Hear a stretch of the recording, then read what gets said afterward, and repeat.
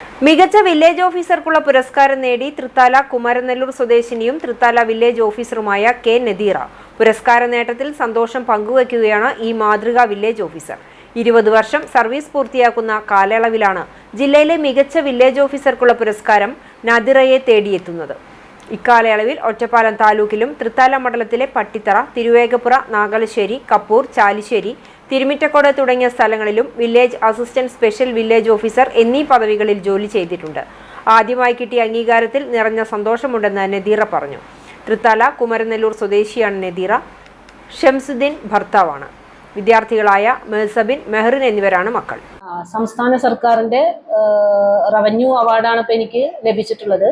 2025 പ്രവർത്തനങ്ങളെ അടിസ്ഥാനമാക്കിയിട്ടാണ് സർക്കാർ എനിക്ക് അവാർഡ് തന്നിട്ടുള്ളത്. അപ്പോൾ ജില്ലാ കളക്ടർ, തഹസിൽദാർ, ജില്ലാ കളക്ടർ, ലാൻഡ് റവന്യൂ കമ്മീഷണർ ഇവരുടെ റിപ്പോർട്ടിന്റെ അടിസ്ഥാനത്തിലാണ് ഇങ്ങനെ അവാർഡ് എനിക്ക് ലഭിച്ചതായിട്ട് ശനിയാഴ്ച വിവരം കിട്ടിയത്. അപ്പോൾ വളരെ സന്തോഷമുണ്ട് എനിക്ക് ഈ അവാർഡ് കിട്ടിയതിലും.